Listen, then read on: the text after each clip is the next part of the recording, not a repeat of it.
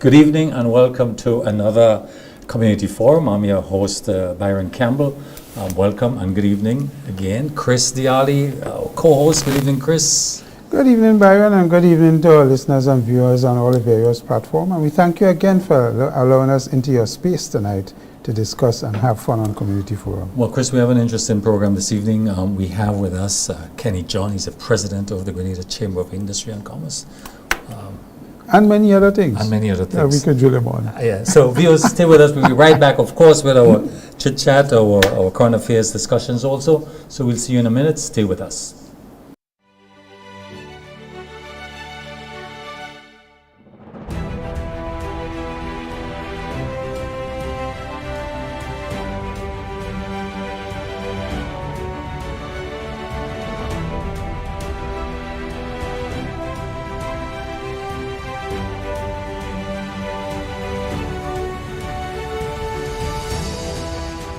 The laundry, always do a full load, save water. This awareness initiative is part of activities under the Climate Resilient Water sector in Grenada. The project is funded by the Green Climate Fund, the German government, and the government of Grenada. Take it to the street. Dance competition is here once again.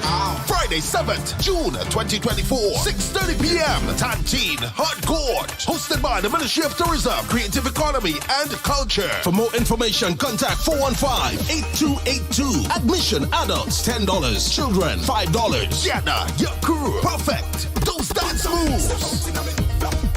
Come out and be fascinated by Grenada's best street dancers. Take it to the street dance competition. Friday, June 7th, 2024. Sponsors: Blue Bubbles, PA Rentals and Event Supplies Company. Dainers, Tasty Food, Grenada Bottling Company, W Top Fashion, Hopkins Sisters, C's Boutique, the Grenada Trade Center, and the Government of Grenada. Ready to kickstart your morning the right way? The return of MTV's Rise and Shine morning show will help you do just that. Rise and Shine Grenada is coming back with a touch of fusion. Stay tuned for more.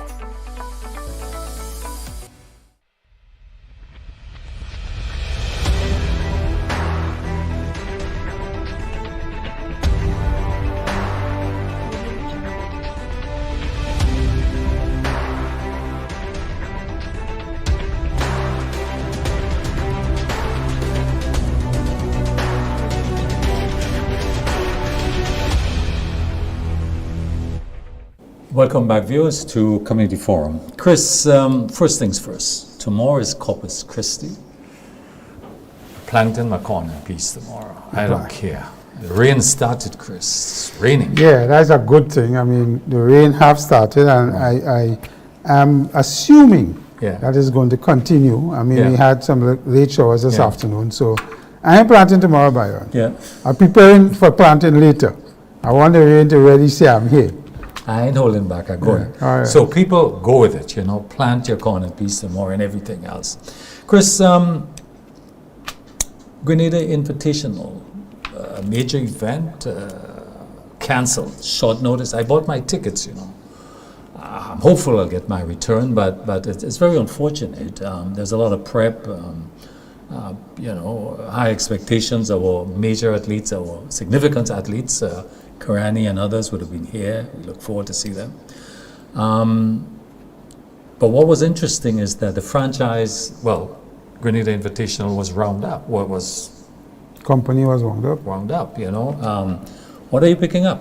I was disappointed to hear the fact that they had to cancel the Invitational because a big tourist event for us as well. Yeah. And to see some of the world top athletes run right on the soil normally will attract visitors from in the immediate vicinity of the CARICOM, Trinidad, come right up Guyana, and so on. So it was disappointing from that fact. I mean, I haven't gotten the real reasons why they had to wind up the company so that they couldn't host it. I don't know if there are issues with financing or issues with, rights and all of that. So, I mean, and Olympics right around the corner. So I don't know if the top athletes wouldn't have been able to come to the event, and as a result, it would have been watered down. So all of these are things that a big part of it is money issues, sponsorship, the economy. I'm hearing several reasons why for this, but it's unfortunate. It's a loss for Grenada, I think so. I think so. We move on. Chris, there was an initiative earlier in the year. You recall the Port Highway vendors and in other areas that the Planning Authority was pursuing to get it right. But lately I've not been hearing anything about it. Yeah, it will appear that, that has gone to non-coal on ice. Because still seeing a lot of people selling You stuff think it's all over the place. political intervention here that's causing that lull? Well, I will hope not. I will hope that the PPA have the authority. Well, I think they do have the authority under law, and in conjunction with the police can move people. The issue is whether or not the politics have intervened. And if that is the case, that would be sad. We're just repeating the cycles from years and the years gone past, which was always the case. The politicians will get involved and everything gets a halt. This thing have gotten so bad that you will have the court issuing an order to remove somebody from somewhere. The police are about to execute, and the police will get a call and say, put a hole. That's political intervention. Right? And That's the for issue votes, here is you have a court order. This is legal. And this is what goes on in this small country of ours, because Tom is family to this one, and my friend, and this and that. But at the end of the day, we compromise the safety and everything else and security of our country when we do things like Small island states. Yeah, and I think that's an excuse. Not at all. Chris, we encourage persons to ride bicycles a lot, and it's a good thing because you get exercise. It's a clean energy, green, But there's a problem riding bicycles at night with the appropriate equipment, meaning lights in particular. So you think it's a problem for us? A big problem, I think, and I want us to be proactive on this, because I am certain an accident is going to happen one of these nights with these young men who are riding these bicycles without no reflectors. They are not wearing a reflector. They're dressed in black or dark colors most times, and you can't see them, and sometimes it's 5, 6 of them, and then they're doing all kind of things in the road. They're popping wheelies and so on. And we're going to hear something that I know a driver somehow didn't see them, hit them, and kill them. And they're going to say, we careless and this and that. But the police need to get on this, because the police need to stop this. Because it is very dangerous for the young men who are doing the riding, and for us, the drivers on the road. So it's something that I would really like to see the police get on top of before something deadly happens. Chris, back to sports. ICC T20 World Cup. You have 20 teams. Of course, West Indies, they're in Group C with New Zealand, Afghanistan, Uganda, Papua New Guinea. So we have there's no major team that's clearly, New Zealand is the team that we really have to beat. But what's happening? Is there some excitement about it? Is there interest? We don't have no excitement here because we have no game, unfortunately.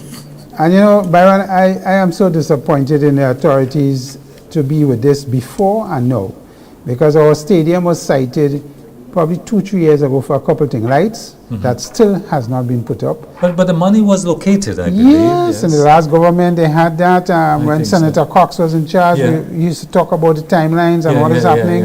And then government changed, and then nothing is happening. And then the repairs to the stadium was supposed to happen or start so it could get ready. Nothing happened. No, even up to now, we're not hearing what's going on with the repairs in the stadium. But it's ongoing, Chris. Well, has it started? Yes. Yes, it started. In driving by, I noticed scaffolding and part of the roof is off, and so work is ongoing. Okay. So, Chris, we can't blame anybody for this, really. No, come on, Byron. We had certainly you can't blame the present administration. No, I'm not laying blame there. Laying blame on the previous government and the fact that moved slow we knew that World Cup was coming to the Caribbean. Right? So we could have gotten this done better, faster, and so on. And remember, we haven't had a T20 match running into the night because of the problem with the lights. And that has been ongoing for years. I see St. Vincent's boasting their new lights are up.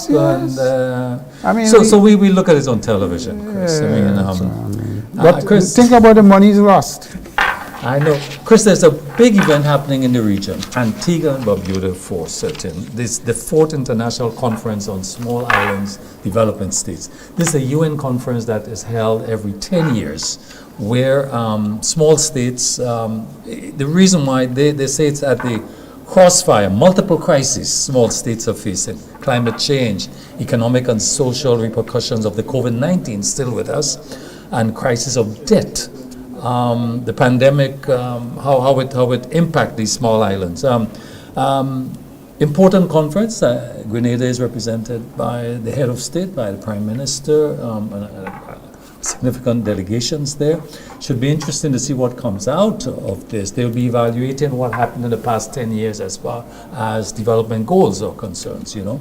So it's a lot of talk, I know, but let's see what tangibles comes out from it. Well, I mean, SIDS, Small Island Development States, have issues. Yeah. Not that we don't have. Climate change is one of the serious ones. We have issues with the debt, of course, and of how we manage our economies in particular areas. The move to alternative energy, how we handling that. Security in the region, and we see what's happening on all the islands with gun violence and so on. So there are a number of things. The issue with me with these conferences is that, do we come out with a memorandum of understanding of the areas and the particular areas that we want and are prioritized first? We have cybersecurity, we have IT development platforms. What is it that we're doing for young people in terms of employment? Do we go to these conferences with projects, with things to meet with particular countries that have the expertise in these areas where we're lacking, and come out with an MOU so that we could develop what we want to develop based on the MOU that we sign over a number of years, so that we could see tangible benefits to the normal, ordinary man on the street. And sometimes, as you say, it's talk more than action, and let us hope we can get action more than talk. But one of the things I saw is that a release from the Prime Minister's office that he had a delegation met with, I think, the UAE delegation, ambassador, and they signed certain agreement, one with the hospital and other areas of development. And I thought that was interesting.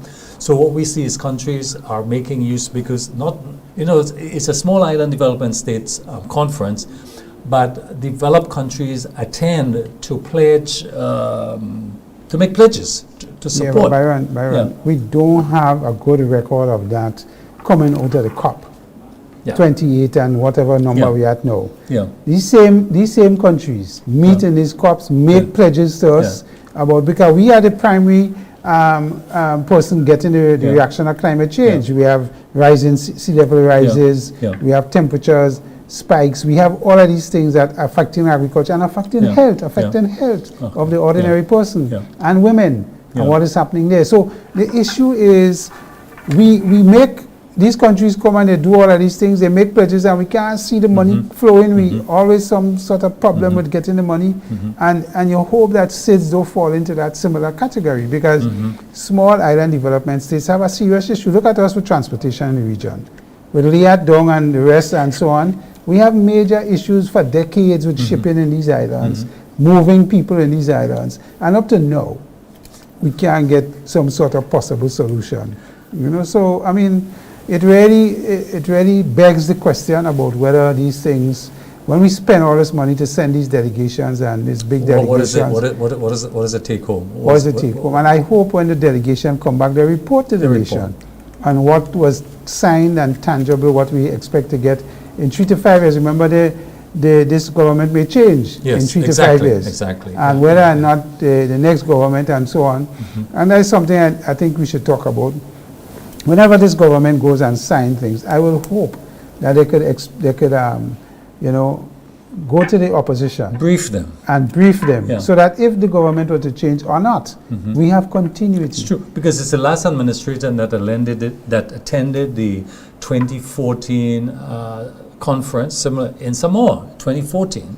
So you have a new government now. So that continuity is very important, because they're reporting, this government is reporting on what was achieved by the last administration, basically. Chris, finally, it was disturbing earlier this week when I heard that CXC canceled a number of subjects, including agriculture, science, but a particular agricultural science. This is the one dealing with, they call it a double credit or double award, but that included, it includes also subjects that were cancelled, include mechanical engineering and electronic engineering, which I thought were important subjects for local students and regional students, given where our country is going now and the importance of agriculture also This to is, our at the, economy. this is at the Cape level? At the Cape level. Even more So, disappointing. secondary level, that's the Cape level, right? Yeah, Yes. and TAMCC, tertiary. Taxes, yeah. So I'm hopeful that there could be further discussions on this, because these are important subjects that I mean, Byron, that countries like us. obviously CXC will have a reason, Yeah. probably for No, some the of it. reason they gave is declining enrollment for these subjects. Well, then we have a problem. Yeah, declining enrollment Yeah, specifically. we have a problem because those are areas that even us in the private sector Yeah. see a dearth of Yeah. very little, Yeah. and engineering Yeah. is required. I mean, Green engineering is one, right. to be specific. So, and all of us in the Yeah. area talking about climate change. and how Mechanical we do that. engineering and electrical and electronic engineering. Yeah, and Important subjects. important for our young people. Robotics Yeah. is a big thing now Yeah. in agriculture and other ways. Yeah, we because- need young because- people that could Exactly, deal because with this is that. where you're going to sensitize them to go into areas such as in the whole business of farming, crop production, animal production. It's critical training for the agri sector. So I think this is very unfortunate. We're talking food security and, Yeah. I mean, And this is what canceling we're doing. subjects in agriculture. Chris, I mean, come on. that's all the time we have on this because we have our guests. So we're going to take a short break, viewers. Stay with us. Be right back with the president of the Grenada Chamber of Industry and Commerce, Kenny John. Stay with us. Grenada, this is your time to engage the Cannabis Working Committee on their role in shaping government's policy on the way forward for the cannabis industry. Tune in to your favorite current affairs channel, radio, or social media platform on June 3rd from 8 p.m. Putting the policy plans under the microscope. Hear their mandate. Ask your questions. The national panel discussion on the potential of the cannabis industry, medicinal benefits, economic growth, social justice, health, and safety. June 3rd from 8 p.m. The airwaves will come alive.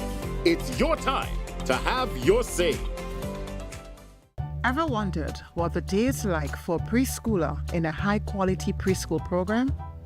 After warm greetings and assembling for songs and stories, your child engages in small group and plan do review time. Here, it's all about exploration and growth via stimulating materials and engaging activities that they choose themselves. Your child gets to interact with their peers and teachers, building their vocabulary and communication skills. Plus, they make friends, sharpen critical thinking, and become ace problem solvers. And of course, there's outdoor fun during outside time. Through exciting recreational activities, your child develops physically, socially, and emotionally.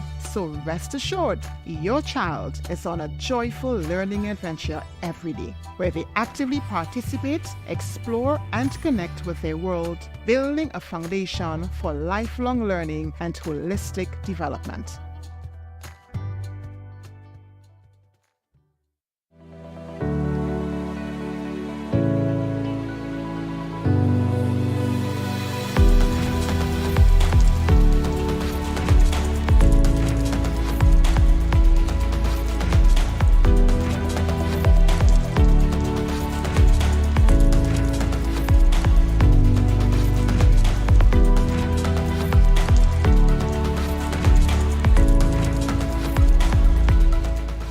Avoid leaks at home. Save water. This awareness initiative is part of activities under the climate resilient water sector in Grenada. The project is funded by the Green Climate Fund, the German government, and the government of Grenada.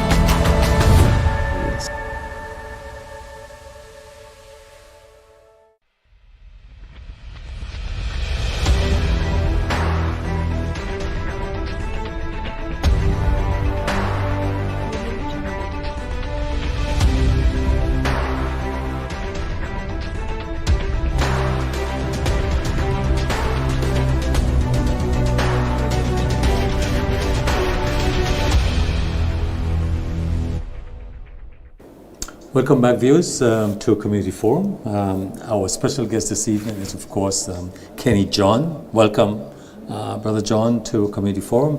Of course, Kenny John is the president of the Grenada Chamber of Industry and Commerce.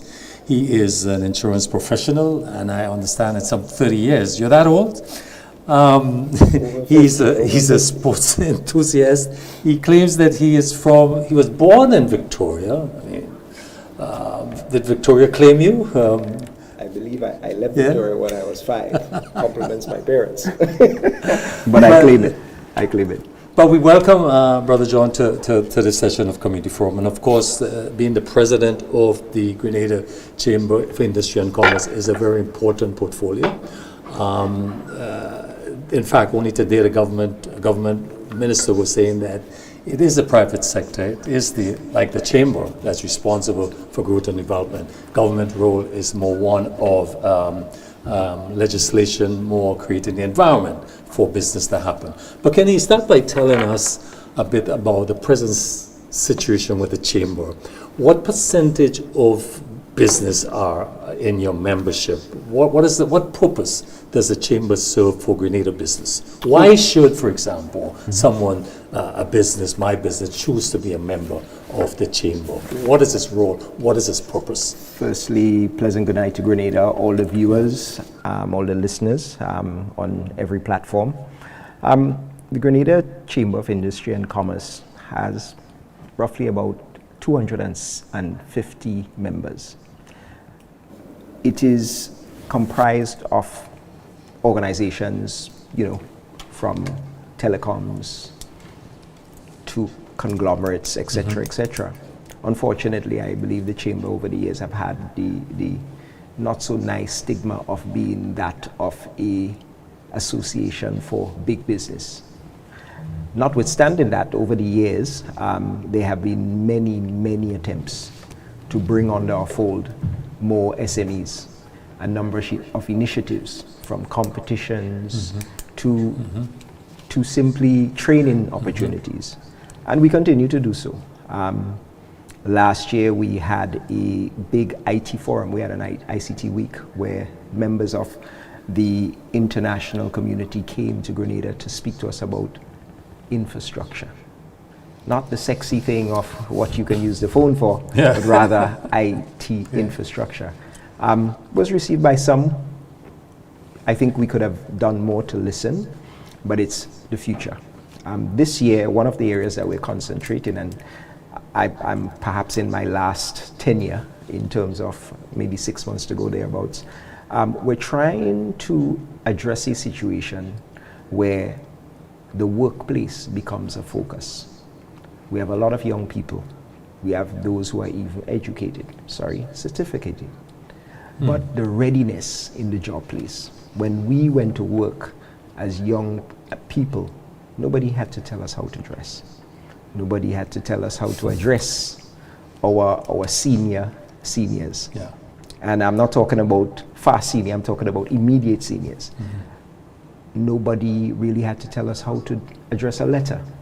Simple things that we understand. So if you could imagine a finishing school scenario, and that is a big cry of many of our members, and I think the business community at large, even people who are and businesses that are not members. And we need to try to address that. That's one of the initiatives, trying to find funding, etc., etc. The business community, yes, I have seen so many new businesses start up. I have one little peeve about it. We have many what we will call sole traders or individual business people who are going, we want to work for ourselves and that. But we're not coming together to form larger businesses. We're not addressing the fundamentals of what it means to be business, to do business. Having said that, almost 60% of the business activity that takes place in Grenada is not registered. The businesses are not registered. This is meaning the informal sector. The informal sector. Yeah. Right. And so even if we, by some stretch of the imagination, come up with some figures, is that truly representative of what actually happens? I believe we're missing a big chunk of it. it was the other way around. I don't think you will ever achieve 100%. Right. But at the same time, Yeah. the chances and the mechanisms and the benefit of being in the formal sector, I don't think we get that. Get and that, it's a societal thing. And it's something that I think goes back a long way that we have never addressed as a people. I want to go back a bit with you on attaining your presidency. This is what you said. I hope you remember. You said that what was important for you, one, was creating a digital footprint as a repository to increase membership, which you're talking about now, improving the operational infrastructure of the Secretariat, and increasing engagement locally, regionally, and internationally. To what extent do you think you've achieved those things? I would say the conference was certainly a big thing. You know, I think Yeah. it really did open. I learned quite a lot from it, and understanding the digital footprint impact on business in general, not just for now but the future. A lot of people don't understand that we've been using AI for quite a long time. You walk around with it every day. Yeah. The phone, you know, it's IP addresses. Yeah. How does that impact businesses? So we've not been exploring the fundamentals of our business infrastructure. .gd, that is ours. We have not been utilizing it the way that we ought to. Everybody thinks of .com, but .com is actually an American sort of construct. If you go to the UK, it's not .com, it's .co.uk. So the understanding of what we do with IP addresses, and I bring it up in the context that today we have more money moving through banking, interbanking, interpersonal transactions, ICT. Yes? Is used tremendously and much more than it did a year ago and a year before that. So the transition that COVID allowed and encouraged was that of using the platforms of moving money from an individual to another, or for a business to a business. And therefore the importance of ICT could not be understated. So the chamber itself had to do this thing of making sure that we get in the game. I'm proud to say that we do have such a setup. I think it will take some time, however, for us to go back and pull together all the documents that we have had from over the years and all the meetings. But the structure itself, the bones of it, is there. And it's simply not spending so much money, but rather using what is here already. Microsoft Suite of Business. Yeah, the business suite. It has all these things like SharePoint, Dropbox, and so on. It's the utilization of them that's important to what we do. Regionally, we have been approached and have taken part in many forums. The OECS Business Council, they're trying to revive that. And we have been approached, we've had meetings, not too many, but it's just starting back up. COVID killed it. They have a wonderful scenario where they have created a virtual secretariat, which we can plug into. Carrie Cham, our current ED, executive director, is the chair of Carrie Cham. So there've been inputs made to try and improve our reach as a chamber, and certainly a lot more members through our, I would say, diaspora. People have been calling, asking for information, etc. And we're busy. The secretariat is stretched. Unfortunately, we've had some issues with our home, as it were, our offices lately, and still struggle with that. So those are the things. Let me ask the final question before I pass you on to Chris. Earlier in the year, the Chamber was involved with a trade mission that came out from Port of Spain, from Trinidad, right. I'm to understand. Actually, that was last year. That was last year. It went fast. It went fast. But I'm interested to know what came out of it, because when I look at the numbers, Trinidad export or imports from Trinidad is in the vicinity of $18 million US. Grenada is less than 1 million in terms of what we export. In fact, it's $980,000. Did that mission, I mean, in terms of from the Grenada point of view, look at how we can better balance those numbers in terms of what we can supply to Trinidad, better balance in the trade? I think we have to go back a little bit and look at our current infrastructure for industry and commerce in general. Yeah. I don't think Grenada has done a good enough job over the years in making sure that we build business infrastructure. If I have to just go back to IT for a moment, Grenada was the first country in the English-speaking Caribbean to have what you call an IXP exchange. And we are now on our way in building a data center. That is important because it allows the level of ICT industries to actually be right on the edge of us doing things in a different industry. Now, we have not identified and we have not found the avenues to which to do business with Trinidad. But I have a pet peeve. We call ourselves the OACS. I've had many meetings with many delegations from all over the world. And the one thing that seemed to puzzle them, especially the ones that are not too familiar, is OACS. What's that? Why? Because at the front of it is organization. Yeah. Unlike United Kingdom, United Arab Emirates, there's an identity. So we are going through an identity crisis in this part of the world. Yeah, what is the OECS? Organization of Eastern Caribbean States. Of course. Right. However, Chris Europe. we have enough Yeah. that is waiting and ready to sign, which none of our governments have signed to. And I believe we cannot do it alone. Grenada, just like St. Vincent or St. Lucia or whatever, I don't think our future lies with each other. Case in point, electricity, fuel. You know, we don't get together and buy fuel together. So imagine me and my big oil tankers coming to drop this little bit here in Grenada. I'm going to charge you more. Rather than having a central depot, it could be in the north, it could be in the south, or it could be in the middle, wherever. But we have not organized ourselves business-wise, and there are so many other examples that we can take, and that I think Grenada could actually take advantage of. Let's take a pet peeve, cocoa nutmeg. How many years we've been selling beans? I think it's 77 for cocoa and just about 70 for nutmeg. Yeah, exactly. I think it's a pet peeve of all of us. I mean, thinking of it from a business construct. Yeah. What is stopping us from raising an IPO, raising a bond?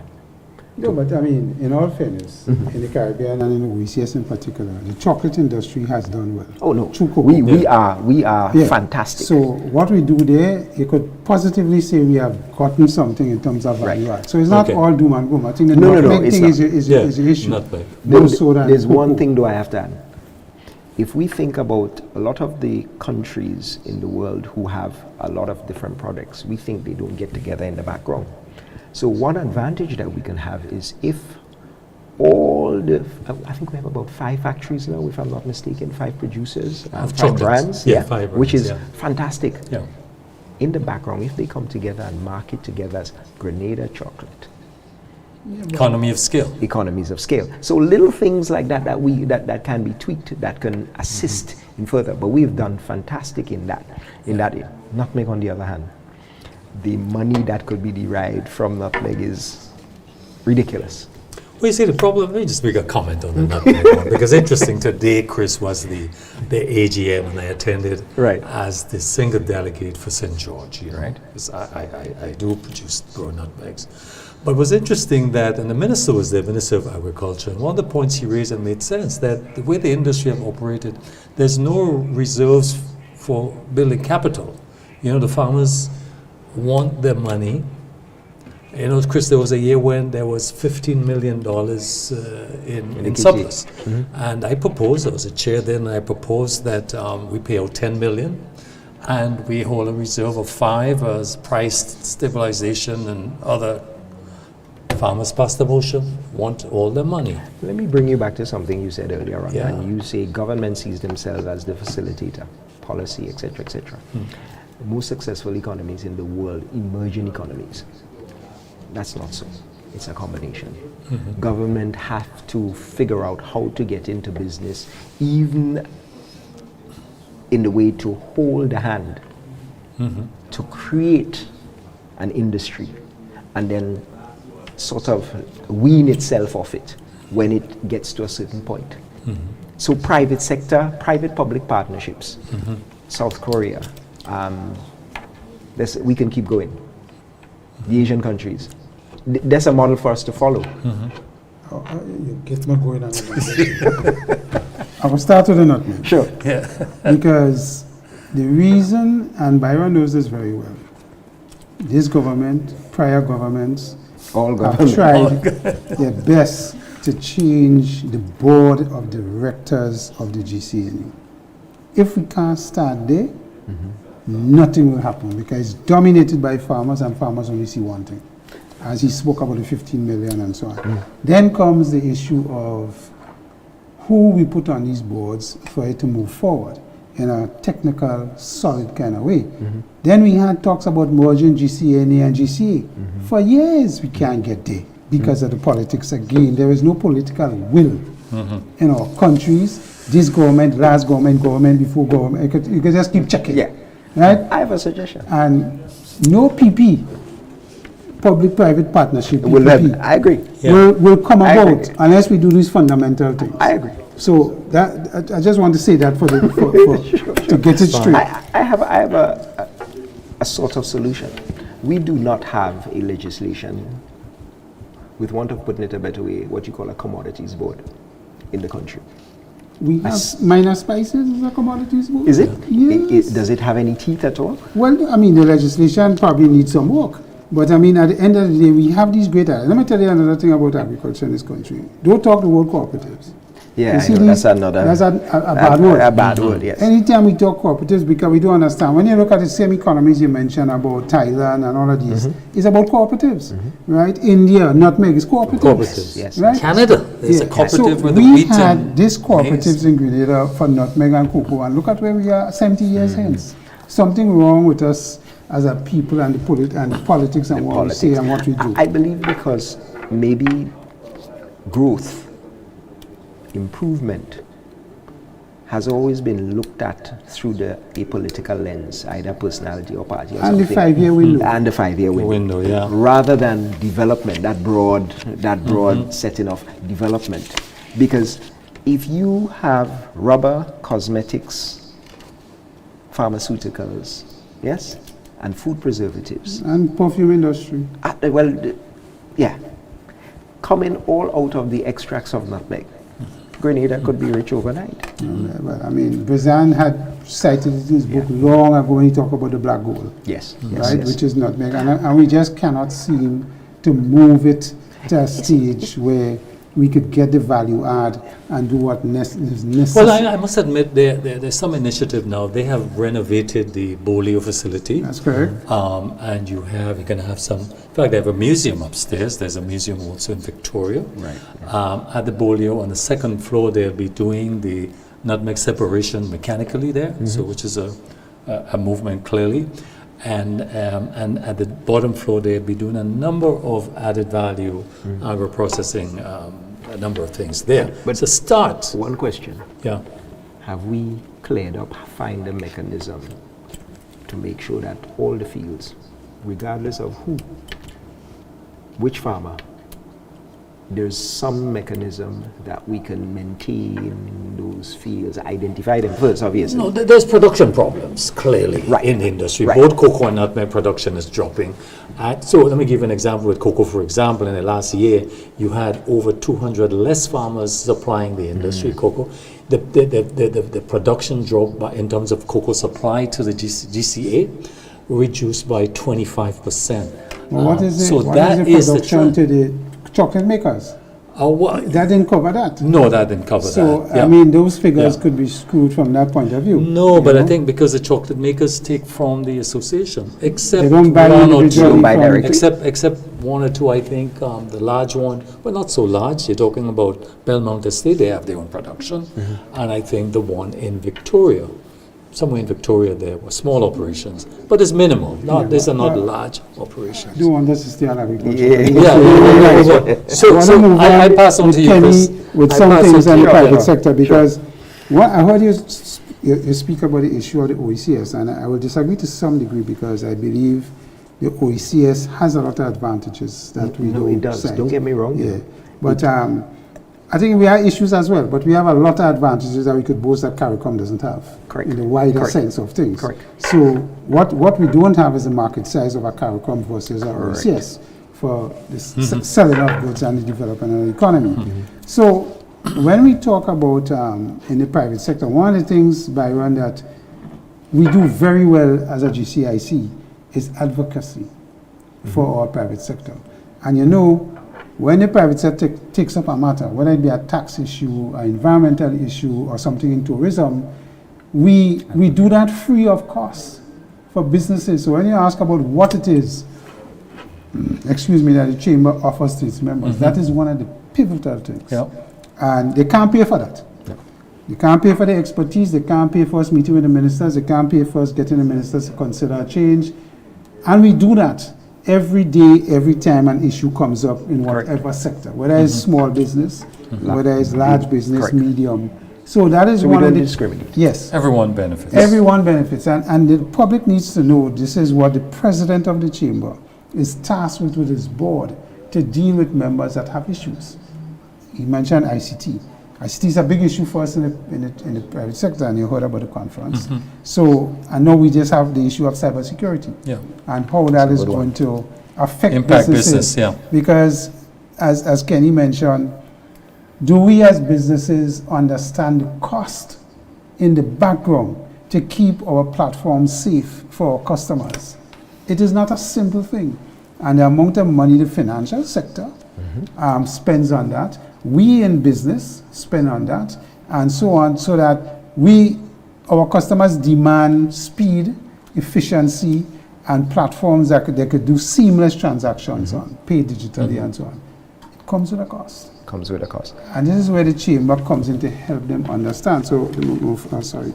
No, that's okay. What's interesting, NTRC is doing a lot of work.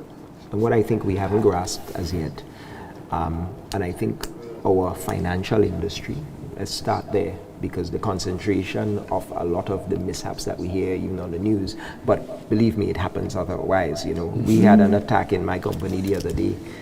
One machine got hit 6,697 times. Wow. However, the reason we know it is because a few years ago, we spent quite a lot of money, in excess of $100,000, to buy equipment, software, and keep our license going. So we can see, I mean, obviously you still hold on everything, but here's something that is real, that's a little real, that I think we have to get into the minds of our people. If you have all these transactions going across these networks and platforms, and you have people who are signing and touching everything we see on Facebook and otherwise, obviously malware, etc., are going to slip in there. Now, it doesn't mean that a bank gets attacked and it came from the bank itself. You know? It could be one of your users who touched something. That's the most vulnerable point of entry. That's the most vulnerable point. Now, a solution to that, in talking to the gentleman, and I want to give a lot of kudos to a gentleman called Brent McIntosh. And Brent is one of our brilliant people in the country, and who almost, with obviously his colleagues, pioneered that IXP exchange and has continued to work. And we have to understand the meaning. In speaking to him on the same subject, if we could approach this as a collective, because right now all these businesses are spending money in isolation, trying to have some solution. Okay, I have to have, not only do I have to have some Fortinet equipment, I have to have some darknet equipment and software to prevent that. But if we start getting together and do it as a collective and look at it from a national point of view and create policy on it, so that not only our big businesses but our small businesses understand, in order for me to run this little network, I have to subscribe to what is partly ours. And I think our NTRC can help us there. I want to broach another subject for Sure. you for the private sector, gun violence. And the gun violence that we see in our nation, the proliferation of guns.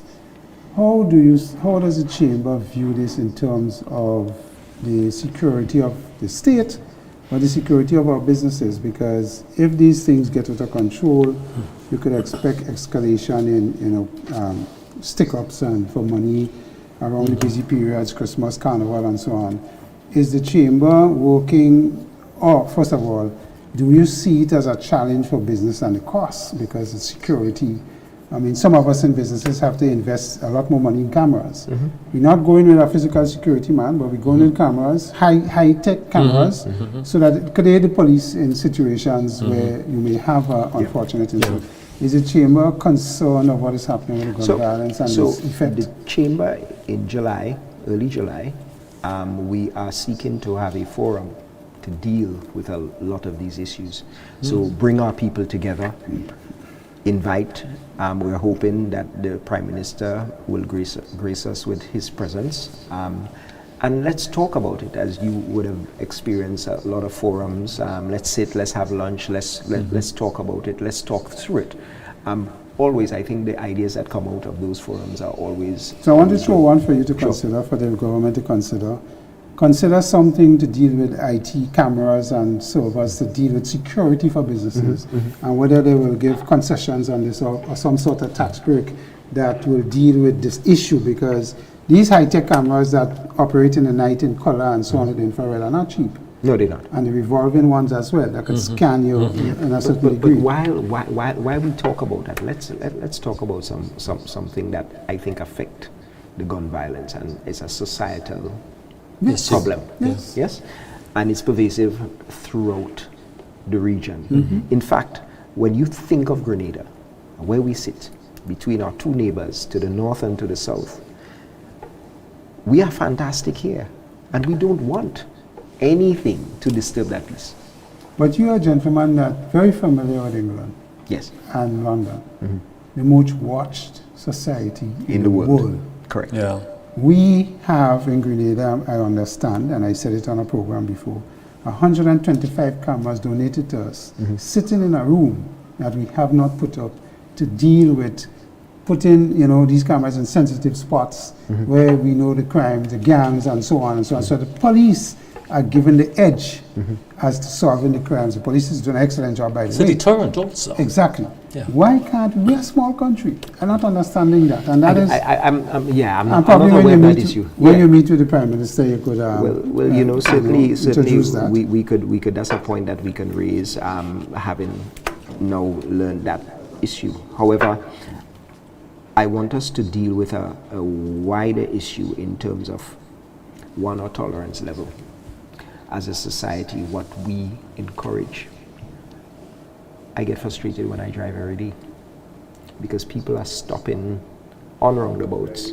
Anyway. Yes. Anyway, in the middle of the road. Yes.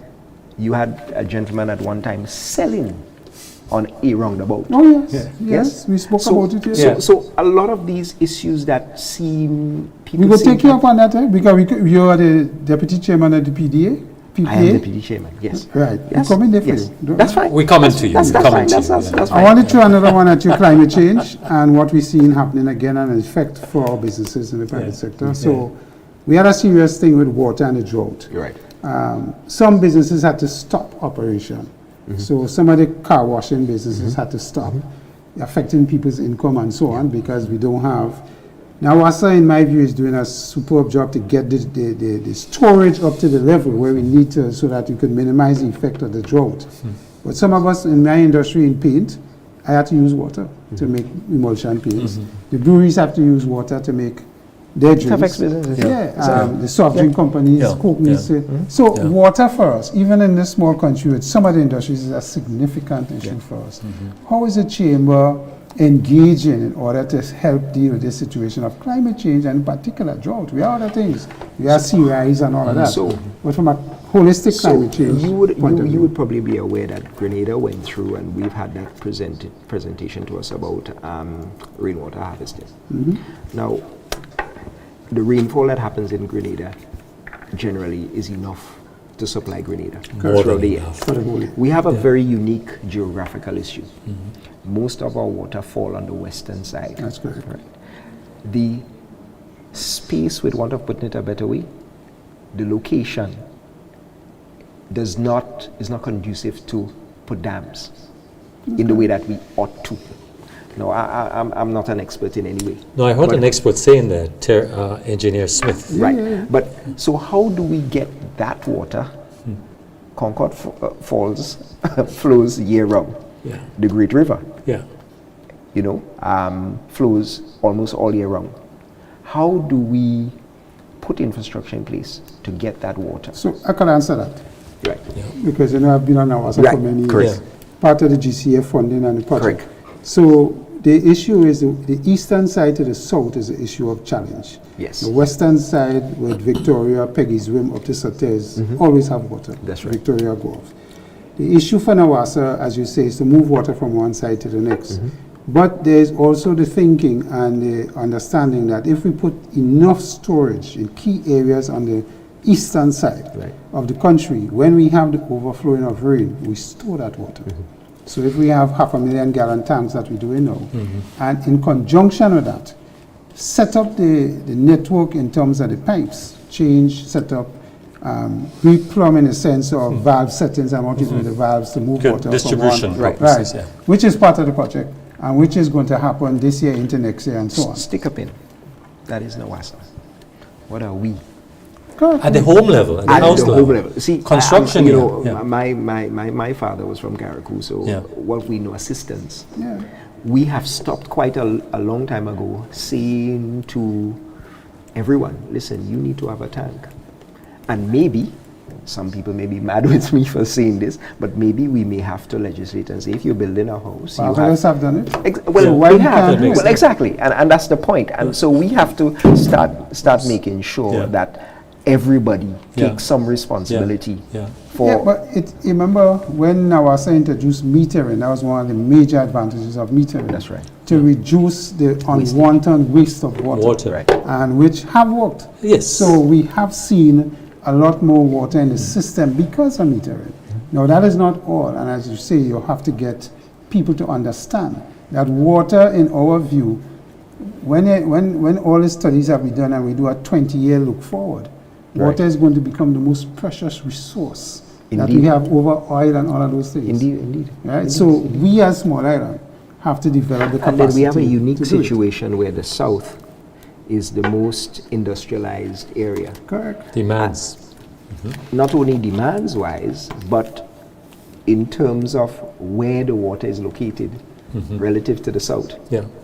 It is the driest part of the island, and as tourism increases, there's an explosion, population, people moving, rural to urban migration as a result. I remember, Kenny, when we introduced the 2 desal plants in Karakou, it wasn't received as nicely as we wanted. But from the time this dry season and dry seasons prior hit, nobody complained about getting water from the desal plants. Nobody complained. Because What your is systems will water? dry Yeah. up once there is no rain falling. So that was a backup. In a forum with Nawasa, one of the questions, I asked that question, do you think it's worth then looking at the south for possible putting a desal plant, as something... We have, I shouldn't say we, Well, they have. They have. yes. But I think when you think about the cost, so is the problem the amount of water we have in Grenada and the amount of rainfall we get and the water that's produced? The question is, or the answer is no.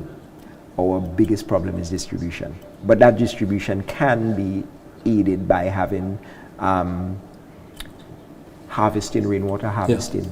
Well, at I the think home the level. biggest problem is storage and then distribution. Sure. Because we have changed up the piping network Yes, quite a while, quite a while, started yes. doing Yeah, that, yeah, so yeah. it has improved. But I want to switch and go to another area, which is Grenada.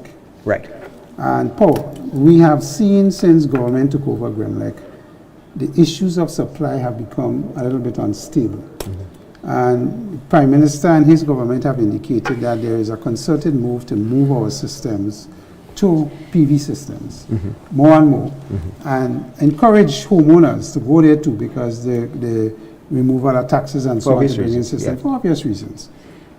The question to you as president, what is the chamber doing? Because we just saw the resignation of the chairman, which doesn't speak well for what is happening.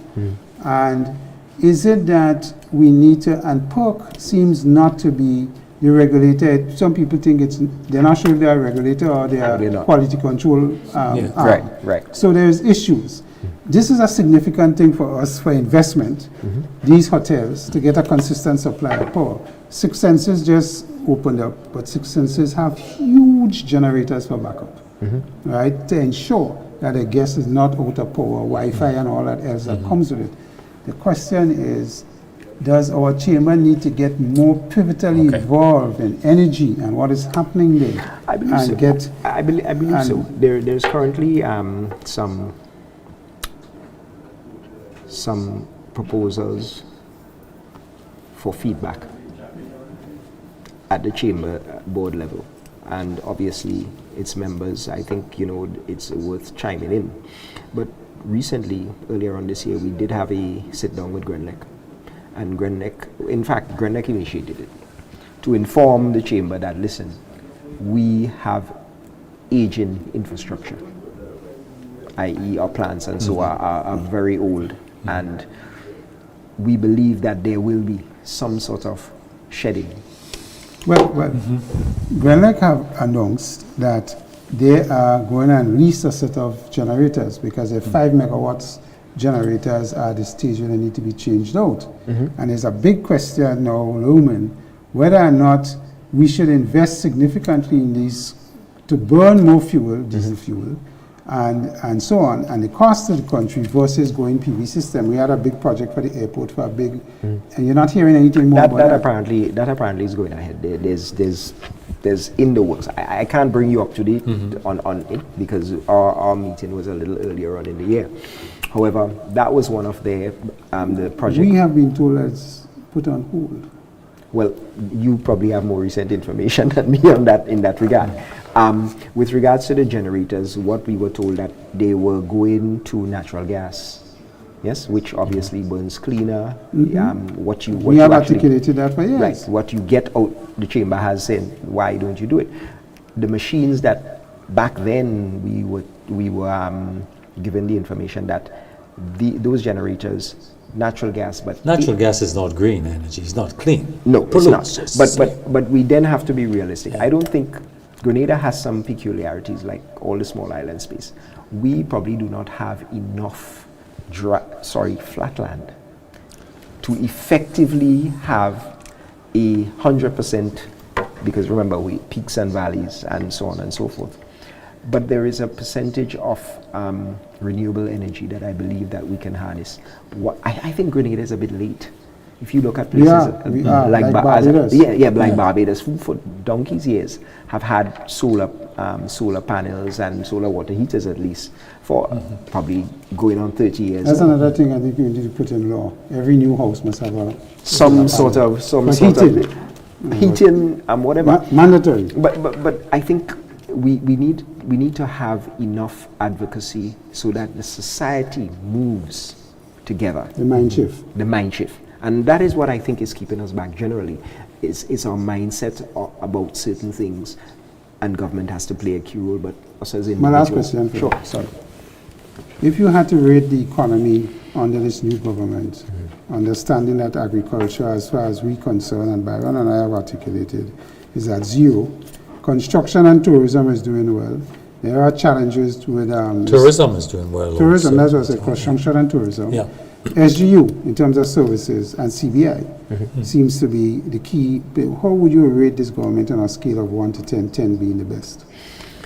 From where you sit as president of the chairman. I know your term ending soon, so don't say nothing. My term, yeah, exactly. I would say, I think there is a fair amount of business activity. I would have to give them better than half. I would have to say somewhere. Between 5 and 6. Don't put numbers in his mouth. I asked him for 10. No, to so score he's him. Yes, answering yes. the question, Yes, yes. Chris. So no, I would go Let him closer speak. to I would go closer to a 7.5. 7.5. I think to answer that fairly, more time in terms of having their macro and micro. Keep in mind that the latest number I saw yesterday on tourism, there's a 19% double-digit growth. Well, yes. in visitors, certainly. Yes. Yes, and that's excellent. And if I'm not Yeah. certain, there was a 30% rise last year Yeah. compared to the one Yeah. before. So we're certainly moving back to pre-COVID Pre-COVID levels. I think we're past yeah. COVID. But we run out of time, gentlemen. We have to bring Kenny back, I think. Clearly have not, because we want to go with him more into the When economy. your term certainly. ends?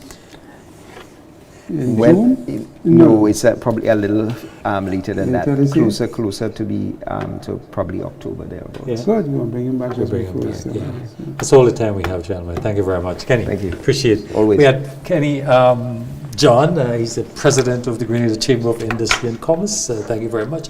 We want to thank our technical team and you viewers for being with us. We see you next week, same time. Have a good evening. Bye-bye.